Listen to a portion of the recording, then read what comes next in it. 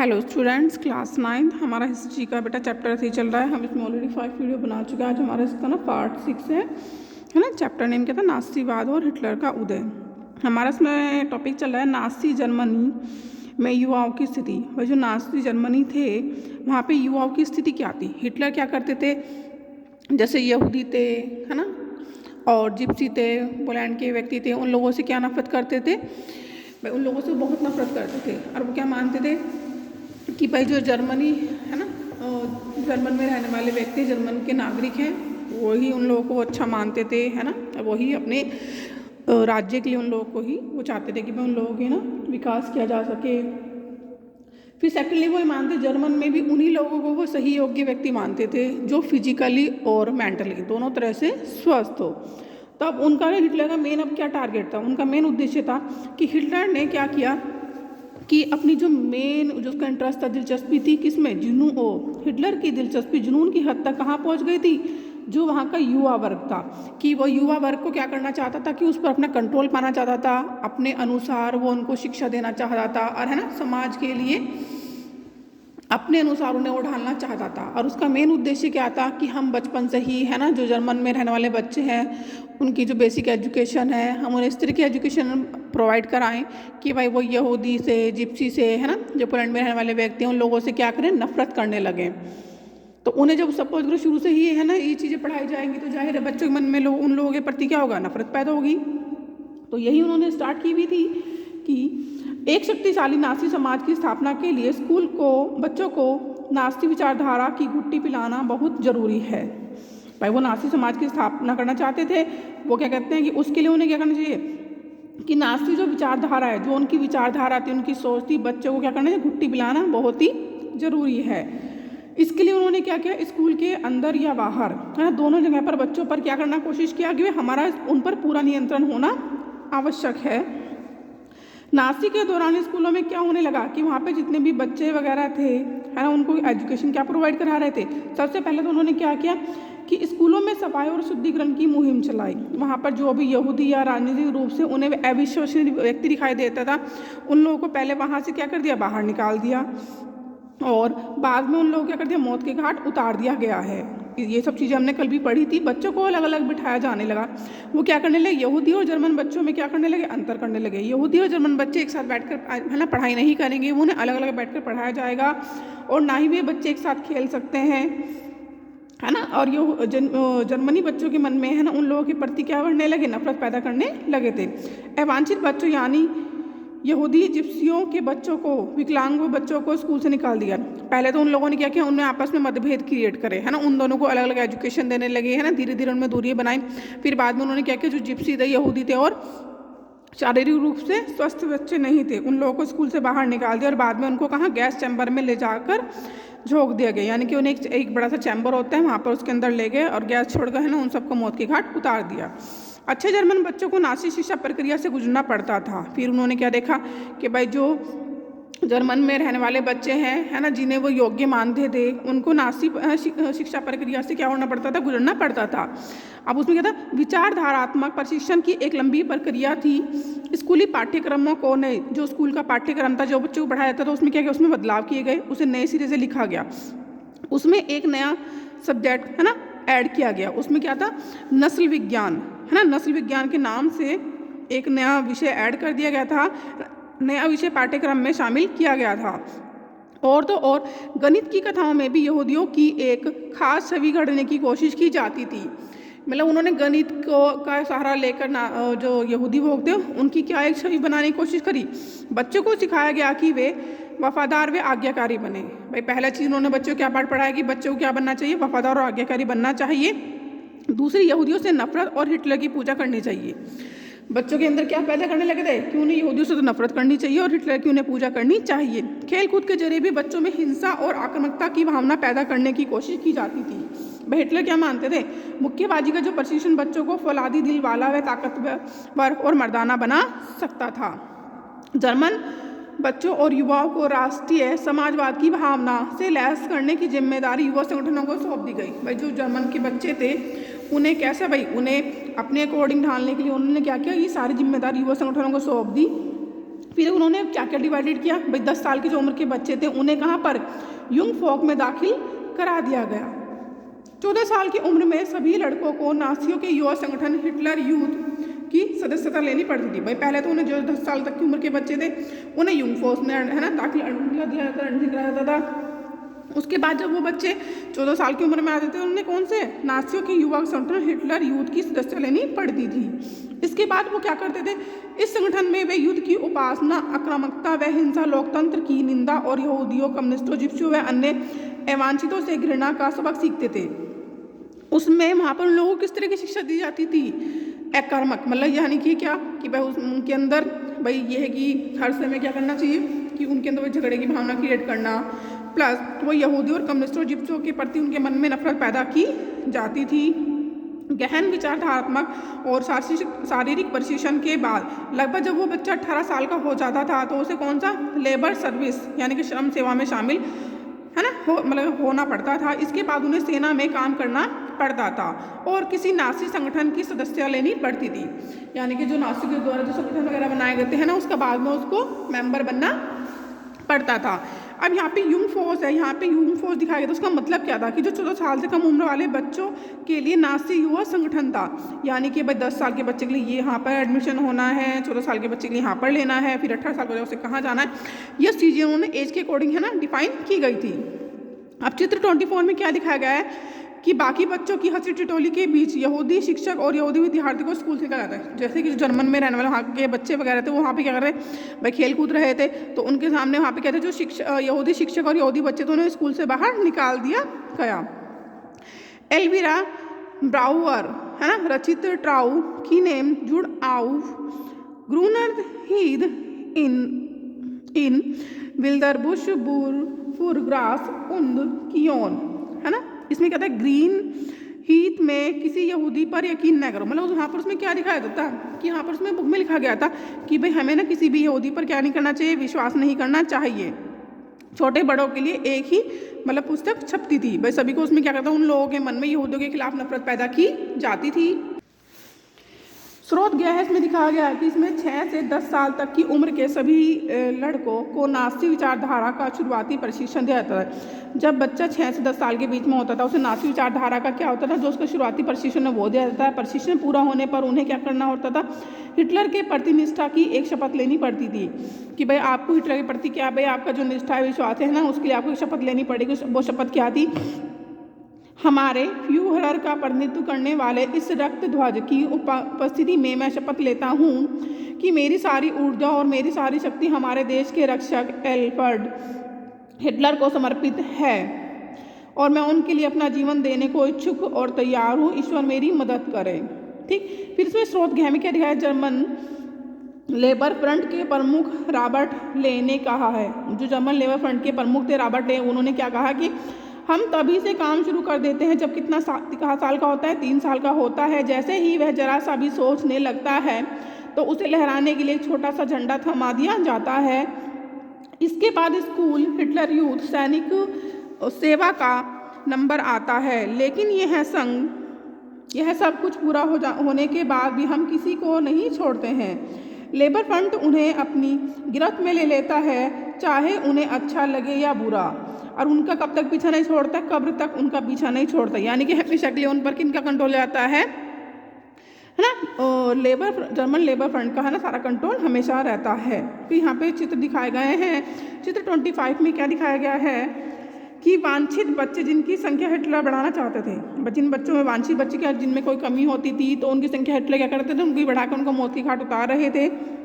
चित्र 26 में क्या है कि जब हिटलर ने पोलैंड के एक पार्ट पर जहाँ पर अपना कंट्रोल कर लिया था वहाँ पर जर्मन से है ना क्या करना है, पोलैंड में बसने के लिए भेजा जा रहा एक शिशु अपनी माँ के साथ, कि भाई जर्मन के जिन लोगों को है ना भाई रहने के लिए घरों की आवश्यकता, तो पोलैंड में उनको ना भेजने के लिए ना ये चित्र दिखाया गया कि वो बच्चा है ना माँ के साथ है।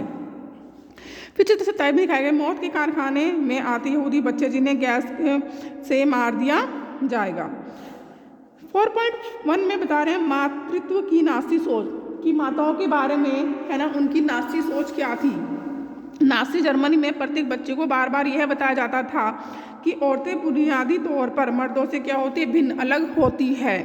उन्हें समझाया जाता था कि औरत मर्द के लिए समान अधिकारों का संघर्ष गलत है। मतलब वो क्या मानते थे कि जो मेल और फीमेल होते हैं उनके लिए वो कहते हैं अगर वो एक समान अधिकार को पाने के लिए संघर्ष कर रहे हैं, उनके अनुसार ये मानना था कि यह गलत है, यह समाज को क्या कर देगा, नष्ट कर देगा। इसी आधार पर लड़कों को आक्रामक, मर्दाना और पत्थरदिल होना सिखाया जाता था, जबकि लड़कियों को यह कहा जाता था कि उनका फर्ज क्या है कि वो एक अच्छी माँ बने और शुद्ध आर्य रक्त वाले बच्चों को जन्म दे।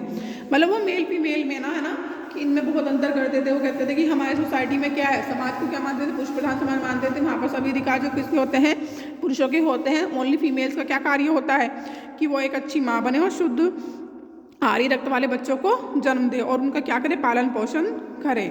नस्ल की शुद्धता बनाए रखने, यहूदियों से दूर रहने,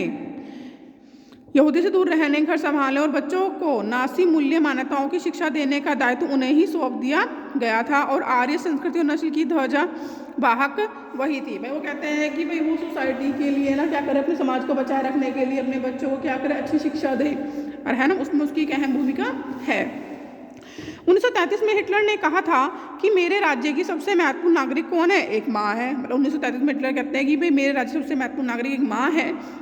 लेकिन नाज़ी जर्मनी में सारी माताओं के साथ एक जैसा व्यवहार नहीं किया जाता था। मतलब वो ठीक है कहते हैं कि अपने समाज के लिए बोलते थे कि भाई हमारी महत्वपूर्ण नागरिक माताएं हैं, लेकिन उनके साथ एक जैसा व्यवहार नहीं होता था। जो औरतें नस्ली और तौर पर अवांछित बच्चों को जन्म देती थी उन्हें दंडित किया जाता था। सपोज करो किसी भी है ना फीमेल के बच्चे में कोई भी कमी होती थी या मेंटली या शारीरिक रूप से है ना वो सही मतलब कुछ कमी होती थी और फिट नहीं होता था, तो उसको क्या उस माता को दंड दिया जाता था। जबकि नस्ली तौर पर वांछित दिखने वाले बच्चों को जन्म देने वाली माताओं को है ना जो नस्ली तौर पर क्या होते बच्चे अच्छे होते थे उनकी माताओं को क्या दिया जाता था, इनाम दिया जाता था। ऐसी माताओं को अस्पताल में विशेष सुविधाएं दी जाती थी, दुकानों में उन्हें ज़्यादा छूट मिलती थी और थिएटर व रेलगाड़ी में टिकट उन्हें सस्ते मिलते थे।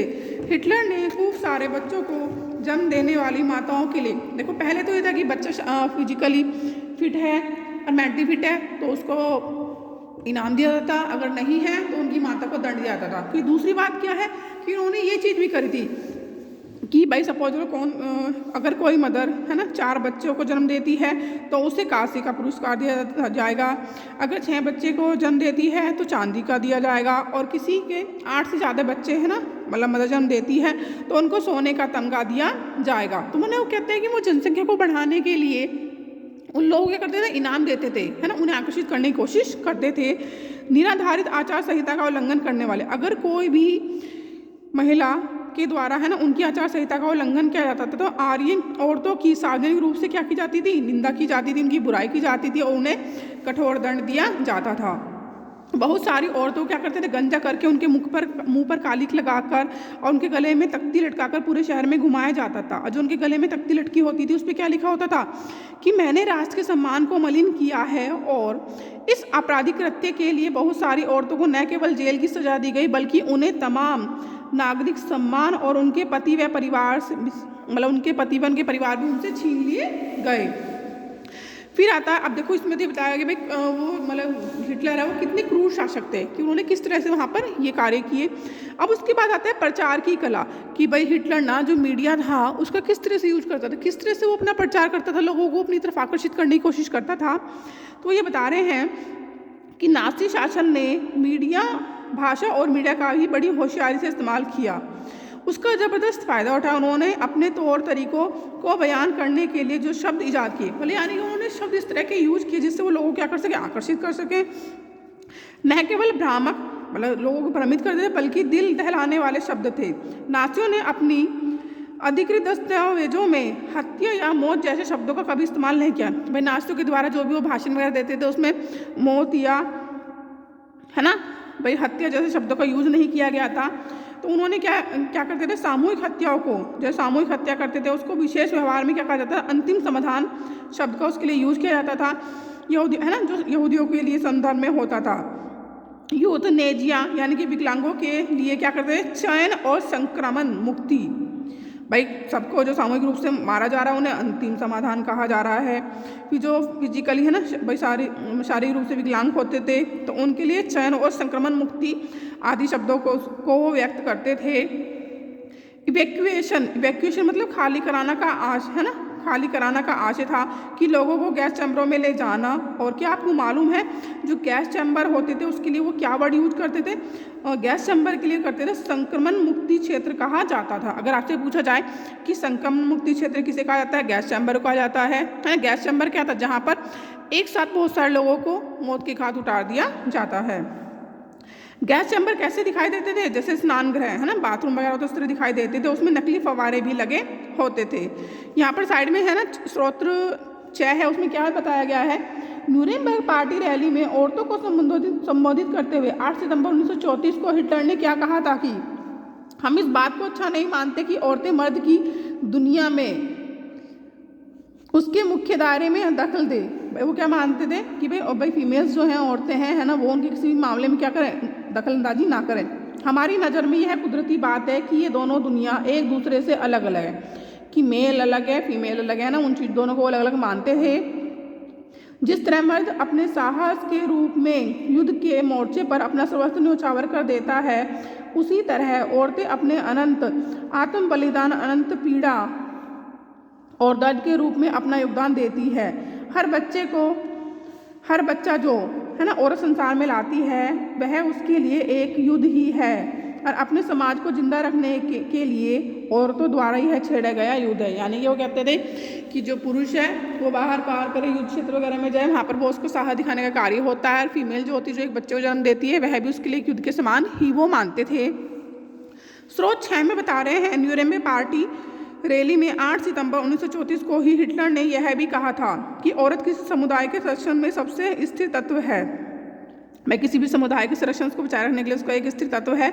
उसे इस बात का सबसे अच्छी तरह पता होता है कि अच्छी नस्ल को ख़त्म होने से बचाने के लिए क्या क्या चीज़ें महत्वपूर्ण होती है, क्योंकि उसी के बच्चे हैं जो इस नारी पीड़ा से सबसे पहले प्रभावित होंगे।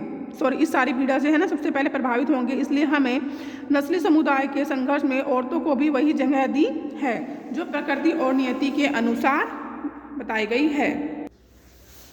शासन के लिए समर्थन हासिल करने और नास्तिक विश्व दृष्टिकोण को फैलाने के लिए मीडिया का बहुत सोच समझ कर इस्तेमाल किया जाता था। कि मतलब वो क्या करते थे कि भाई अपने जो उनकी लोगों का समर्थन हासिल करने के लिए और जो नास्तिक विश्व दृष्टिकोण को फैलाने के लिए उन्होंने मीडिया का बहुत सोच समझ कर यूज किया था। नास्तिक विचारों को फैलाने के लिए उन्होंने किस किस चीज़ का उपयोग किया था? तस्वीरों का, फिल्मों का, रेडियो, पोस्टरों, आकर्षक नारों और इश्तिहारों, पर्चों का खूब सहारा लिया जाता था। पोस्टरों में जर्मन के दुश्मनों की रटी रटाई छवि दिखाई जाती थी। भाई वो पोस्टर वगैरह में क्या करते थे कि उन्होंने जर्मन लोगों की जो एक छवि बनाई हुई थी सभी के है ना मनों में, वो दिखाई जाती थी। उनका मजाक उड़ाया जाता था, उन्हें अपमानित किया जाता था, उन्हें शैतान के रूप में पेश किया जाता था। समाजवादियों और उदारवादियों को कमजोर और पथभ्रष्ट तत्वों के रूप में प्रस्तुत किया जाता था। भाई पथभ्रष्ट के रूप में किसे करते थे? वो समाजवादी उदारवादियों को ना कमजोर वर्ग को है ना बताते थे।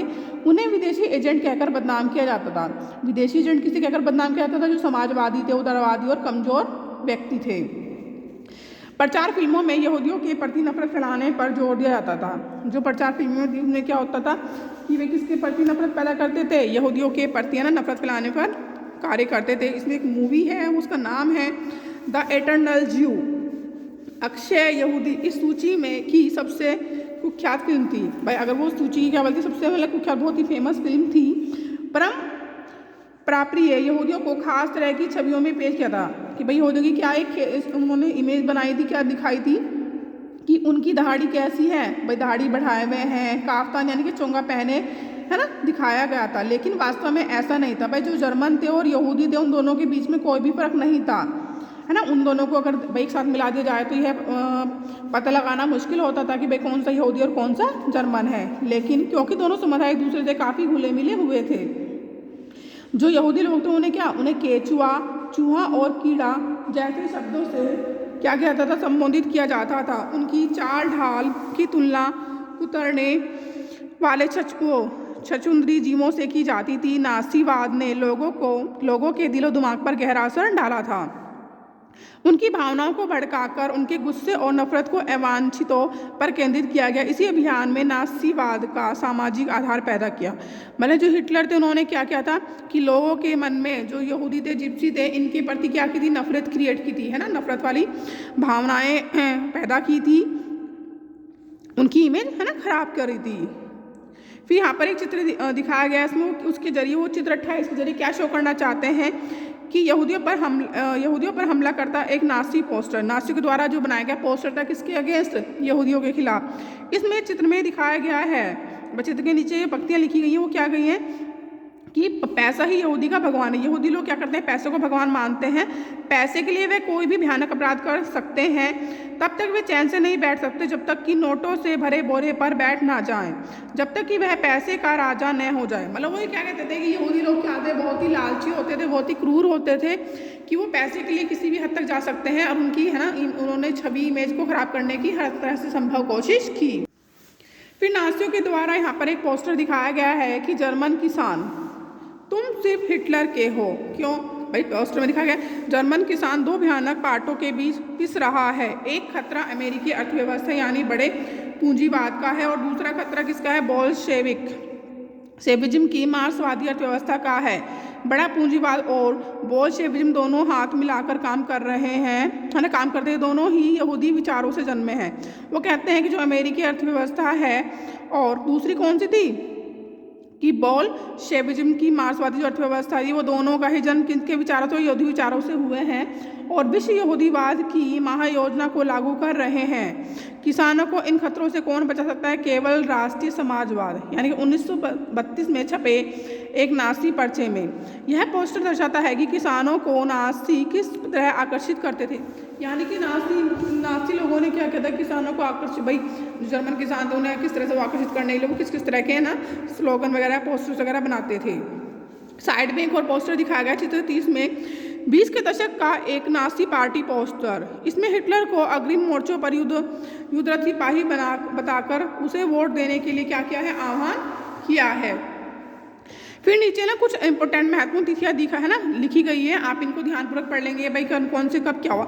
जैसे कि फॉर एग्जाम्पल 1 अगस्त 1914 में क्या हुआ था, पहला विश्व युद्ध हुआ था। फिर यह युद्ध कब समाप्त हुआ था, 9 नवंबर 1918, जब जर्मनी ने घुटने टेक दिए और युद्ध क्या हो गया, समाप्त हो गया। फिर 9 नवंबर 1918 में क्या हुआ, वाइमर गणराज्य की स्थापना हुई थी। 28 जून 1919 को वर्साई की संधि हुई थी। 30 जनवरी 1933 में हिटलर जर्मनी का चांसलर बना था। अगर पूछा है हिटलर जर्मनी का चांसलर कब बना था, 30 जनवरी 1933 में बना था। 1 सितंबर 1939 में जर्मनी का पोलैंड में घुसना और दूसरे विश्व युद्ध की शुरुआत होना। अगर पूछा जाए कि दूसरे विश्व युद्ध की शुरुआत कब हुई थी, 1 सितंबर 1939 में, जब जर्मन ने पोलैंड में क्या किया था, भाई एंट्री कर ली थी। 22 जून 1941 में जर्मन सेनाएं सोवियत संघ में घुसती है। 23 जून 1941 में यहूदियों का कत्लेआम शुरू होता है। 8 दिसंबर 1941 में अमेरिका भी दूसरे विश्व युद्ध में क्या करा, कूद पड़ा। 27 जनवरी 1945 में सोवियत फौजें ऑश्विट्ज़ को मुक्त कराती हैं। ऑश्विट्ज़ मतलब जहाँ पे वो गैस चैम्बर रहते हैं ना, उनसे है ना मुक्त कराती है। 8 मई 1945 में यूरोप में मित्र राष्ट्रों की क्या होती है, विजय होती है। फिर यहाँ पे बता रहे हैं आम जनता और मानवता के खिलाफ अपराध। भाई नाज़ियों ने किस तरह की भाई क्या क्या दुर्व्यवहार किए, सब चीज़ें है ना बताई जा रही हैं। नाज़ीवाद पर आम लोगों की प्रतिक्रिया क्या रही। बहुत सारे लोग नाज़ी शब्द हैं और धुआंधार प्रचार का शिकार हो गए थे। भाई जो वहाँ के नाज़ी लोग थे भाई उन्होंने शब्दों से किस तरह से लोगों को, भाई शब्दों का जाल बुनकर उन लोगों को अपने जाल में फंसा लिया था। दुनिया को नाज़ी नज़रों से देखने लगे और अपनी भावनाओं को नाज़ी शब्दावली में ही व्यक्त करने लगे। जो वहाँ पे नाज़ी लोग रहते हैं ना, हिटलर के द्वारा कैसे लोगों को शब्दों के जाल में फंसा लिया गया और वो दुनिया को है ना उनकी ही नज़रों से देखने लगे थे और कौन सी नाज़ी शब्दावली में ही व्यक्त करने लगे थे। किसी यहूदी से आमना सामना हो जाने पर उसके प्रति उनके मन में क्या आ गया, नफरत और गुस्से है ना का एहसास क्रिएट हो जाता था। उन्होंने केवल यहूदियों के घरों के बाहर निशान लगा दिए, बल्कि जिन पड़ोसियों पर उन्हें शक होता था क्या करते थे, उनके बारे में पुलिस को सूचित कर देते थे। उन्हें पक्का विश्वास था कि नासीवाद के द्वारा ही हमारा देश क्या कर सकता है, तरक्की कर सकता है, और हमारी यही व्यवस्था, जो नासीवाद की व्यवस्था थी, वही सबका क्या कर सकती है, कल्याण कर सकती है। लेकिन जर्मनी का हर व्यक्ति नासी नहीं था। भाई जर्मन में रहने वाला हर व्यक्ति नासी थोड़ा था। बहुत सारे लोगों ने पुलिस दमन और मौत की आशंका के बावजूद नासीवाद का जमकर विरोध किया। लेकिन जर्मन आबादी का एक बहुत बड़ा हिस्सा क्या था, इस पूरे घटनाक्रम को मूक यानी कि चुप बैठकर है ना दर्शक के रूप में देखता रहता था। लोग कोई विरोधी कदम नहीं उठाते थे और अपना मतभेद व्यक्त भी नहीं करते थे। नासीवाद का विरोध करने से उन्हें क्या लगता था, डर लगता था। वे अपने दिलों की बात कहने की बजाय आंख फेर कर चलना पसंद करते थे। पादरी निम्योलर ने नासियों का लगातार विरोध किया। अगर आपसे पूछ रहा है भाई कि अधिकतर भाई किसके द्वारा नासियों का विरोध किया गया, तो पादरी निम्योलर के द्वारा किया गया था। और उन्होंने पाया कि नासी साम्राज्य में लोगों का जिस तरह से निर्मम और संगठित जुल्म किए जा रहे हैं, उनका जर्मनी की आम जनता विरोध नहीं कर पाती है। भाई नासियों के द्वारा जो जर्मन की जो आम जनता है, उनका किस तरह से भाई उनका दुर्व्यवहार किया जा रहा है ना, वो उसका विरोध नहीं कर पाती है। जनता एक अजीब सी खामोशी में डूबी हुई थी। गेस्टापो की दहशतनाक कार्यशैली और कुकृत्यों का निशाना साधते हुए इस खामोशी के बारे में उन्हें बड़े मर्मस्पर्शी ढंग से लिखा है। भाई वो क्या बता रहे हैं, जो गेस्टापो थे है ना, उन्होंने भाई जैसे किस तरह को दुर्व्यवहार करते थे उसके बारे में है ना शब्द लिखे हैं। पहले वे कम्युनिस्टों को ढूंढते आए, मैं कम्युनिस्ट नहीं था इसलिए मैंने कुछ नहीं कहा। फिर वे सोशल डेमोक्रेटिक को ढूंढते आए, मैं सोशल डेमोक्रेटिक नहीं था इसलिए क्या रहा, मैं चुप रहा। इसके बाद वे ट्रेड यूनियन वालों को ढूंढता है, पर मैं ट्रेड यूनियन में नहीं था, है ना। और फिर वे यहूदियों को ढूंढता है, लेकिन मैं यहूदी नहीं था इसलिए मैंने कुछ नहीं किया। फिर अंत में जब वह मेरे लिए आए तो वहाँ कोई नहीं बचा जो मेरे साथ क्या हो सके, खड़ा हो सके। फिर यहाँ पे बॉक्स 1 में दिखाया गया, क्या नासियों द्वारा सताए गए लोगों के प्रति हमदर्दी का अभाव केवल दहशत की वजह से था।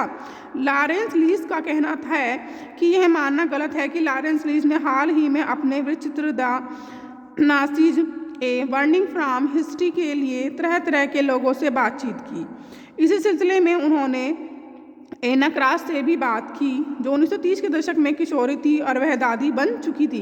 एना ने रीस से क्या कहा, 30 के दशक में एक उम्मीद सी दिखाई देती थी कि यह बेरोजगारों के लिए ही नहीं बल्कि हर किसी के लिए उम्मीद का दौर था, क्योंकि हम सभी दबा कुचला महसूस करते थे। अपने अनुभव के आधार पर मैं कह सकती हूँ कि उन दिनों तनख्वाहें बढ़ी थी और जर्मनी को मानो अपने देश से दोबारा मिल गया था। कम से कम मुझे तो यही लगता था कि वह अच्छा दौर था, मुझे लगता था। वो कहती थी, मैं मानती थी कि भाई उस समय जो टाइम पीरियड था वो कैसा था, अच्छा था। नासी जर्मनी में यहूदी क्या महसूस करते थे, यह बिल्कुल ही अलग कहानी है। जो शार्लट बेराट ने अपनी डायरी में क्या लिखा, लोगों के सपनों को चोरी छिपे दर्ज किया था कि भाई उन्होंने अपनी डायरी में क्या, बस सीधी बात है भाई नासीवाद का टाइम पीरियड चल रहा था, उन्हें डर लगता था, तो उन्होंने भी अपनी डायरी में क्या लिखा, चोरी छिपे क्या लिखा था। बाद में उन्होंने अपनी डायरी को पुस्तक के रूप में प्रकाशित किया। पढ़ने वालों को झकझोर कर रख देने वाली इस किताब का नाम है third Raika of dreams. Charlotte ने किताब में बताया कि इस समय के बाद किस तरह खुद यहूदी भी अपने बारे में नासियों द्वारा फैलाई जा रही रूढ़ छवियों पर यकीन करने लगे थे। अपने सपनों में उन्हें भी अपनी नाक कैसे आगे से मुड़ी हुई और बाल व आंखें काली और यहूदियों जैसी शक्ल सूरत व चाल ढाल दिखने लगी थी। नासी प्रेस में यहूदियों की जो छवि और तस्वीरें छपती थी, वे दिन रात यहूदियों का पीछा कर रही थी। मतलब वो हिटलर के द्वारा जो नासियों की एक छवि बनाई गई थी, उनका पीछा क्या भाई, उनके बारे में हमेशा क्या होता था कि भाई प्रेस वगैरह में उनके बारे में छपता रहता था, तो वो उनका पीछा कभी भी नहीं छोड़ पाती थी। ये छवियाँ सपनों में भी उनका पीछा नहीं छोड़ती थी, क्योंकि उनके दिमाग में हर समय वही सारी बातें चलती रहती थी।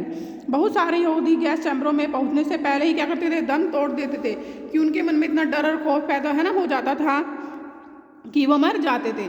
फिर महाध्वंस यानी कि होलोकास्ट के बारे में क्या बता रहे हैं, नासी तौर तरीकों की जानकारी नासी शासन के आखिरी सालों में रीस कर जर्मनी से बाहर जाने लगी थी, लेकिन वहाँ कितना भीषण रक्तपात और बर्बर दमन हुआ, इसका असली अंदाजा तो दुनिया को युद्ध खत्म होने और जर्मनी के हार जाने के बाद ही लग पाया। वो कहते हैं कि भाई वहाँ पे जर्मनी में है ना जो नासी थे उनके द्वारा कितना दुर्व्यवहार वहाँ के लोगों के साथ किया जाता था। यह चीज़ कब पता लग पाई, जब जर्मन है ना युद्ध हार गया, उसके बाद ही इसके बारे में सभी व्यक्ति लोगों को उसके बारे में पता चला। जर्मनी समाज तो मलबे में दबे एक पराजित राष्ट्र के रूप में अपनी दुर्दशा से दुखी था। भाई वहाँ पे जर्मनी समाज तो ओनली क्या किस चीज़ से दुखी था कि भाई अब वो राज्य क्या हुआ, एक पराजित राष्ट्र के रूप में अपनी दुर्दशा से दुखी था। लेकिन यहूदी भी चाहते थे, भाई यहूदी के साथ क्या किया गया था, भाई यहूदी जिप्सी वगैरह के साथ क्या किया गया था, बहुत ही दुर्व्यवहार किया गया था कि भाई ये लोग भी चाहते थे कि दुनिया उन भीषण अत्याचारों और पीड़ाओं को याद रखे जो उनके साथ किसने की थी, नासियों ने कत्लेआम में झेली थी। इन्हीं कत्लेआमों को महाध्वंस भी कहा गया। भाई कत्लेआम यानी कि लोगों की जिंदा मौत की घाट उतार दिया गया है ना, इसको क्या महाध्वंस का है ना होलोकास्ट भी कहा गया है। जब दमन चक्र अपने शिखर पर था उन्हीं दिनों एक यहूदी टोले में रहने वाले एक आदमी ने अपने साथी से कहा कि वह युद्ध के बाद सिर्फ आधा घंटा जीना चाहता है। भाई यहूदी टोले में रहने वाले एक आदमी ने क्या कहा कि भाई मैं ना युद्ध के बाद ओनली आधा घंटा जीना चाहता हूँ। शायद वह क्या चाह रहा था कि नासी जर्मनी में क्या क्या हो रहा था और जो कुछ हुआ उसकी गवाही देने और जो दस्तावेज उसके हाथ में थे उन्हें बचाए रखने को वह चाहता था। यह अदम्य चाह घेटों और कैंपों में, भाई घेटों और कैंपों में लोग कैसा जीवन जी रहे थे, नरकीय जीवन जी रहे थे है ना। उन्हें बहुत सारी यातनाओं का सामना करना पड़ता था जिसने उनके दिलो दिमाग पर बहुत गहरा असर छोड़ा था है ना। उनमें से बहुतों ने डायरिया लिखी, भाई लोगों ने क्या डायरिया लिखी, नोटबुक लिखी और दस्तावेजों के संग्रह बनाए, यानी कि उनको संभाल कर रखे। लेकिन इसके विपरीत जब यह दिखाई देने लगा कि युद्ध में नासियों की क्या हो गई, पराजय तय हो गई, तो नासी नेतृत्व के भाई नासी लोगों ने क्या किया कि जो उनके दफ्तर वगैरह में जो सबूत वगैरह थे उन्हें क्या करने की कोशिश करी, नष्ट वगैरह करने की कोशिश करी। क्या करें, जो उनके कर्मचारी उनको पेट्रोल बांटना शुरू कर दिया जिससे कि वो उन दस्तावेजों क्या कर दे, खत्म कर दें। दुनिया के बहुत सारे हिस्सों में स्मृति लेखों, साहित्य व चित्रों, शायरी, स्मारकों और संग्रहालयों में इस महाध्वंस का इतिहास और स्मृति आज भी जिंदा है। ये सारी चीज़ें उन लोगों के लिए एक श्रद्धांजलि है जिन्होंने उन शाह दिनों में भी प्रतिरोध का साहस किया, यानी कि जिन लोगों ने क्या किया कि नासी लोगों का क्या किया था, विरोध किया था, जो उनके द्वारा जुल्म उनके साथ किए जा रहे थे। और उन लोगों के लिए भी ये सारी बातें शर्मनाक यादगार है जिन्होंने ये जुल्म ढाए और उनके लिए चेतावनी की आवाज़ें हैं जो खामोशी से सब कुछ क्या कर रहे थे, देख रहे थे। पर उन्होंने चेतावनी दी कि भाई तुम शांतिपूर्वक अगर ये चीज़ देखते रहोगे तो इससे तुम्हें बहुत सारी समस्याओं का क्या करना पड़ेगा, सामना करना पड़ेगा। यहाँ पे चित्र 31 में क्या दिखाया गया है, वर्षों घंटों के निवासियों ने दस्तावेज कहाँ इकट्ठे किए, उन्हें दूध के 3 टीनों में रख दिया गया। जब उन्हें दिखाई देने लगा कि अब सब कुछ तबाह हो जाएगा तो उन्होंने 1943 में तीनों कनस्तरों को अपनी काल कोठरियों के तहखाने में दबा दिया। ये कनस्तर 1950 में लोगों के हाथ में लगे, यानी कि 7 साल बाद लोगों को ये एविडेंस मिले। फिर यहाँ पर चित्र 32 में दिखाया गया कि डेनमार्क ने अपने यहूदियों को चोरी छुपे जर्मन से निकाल लिया और इस काम के लिए उन्होंने इस नौका का, जो नाव दिखाई गई है, इसका यूज किया था।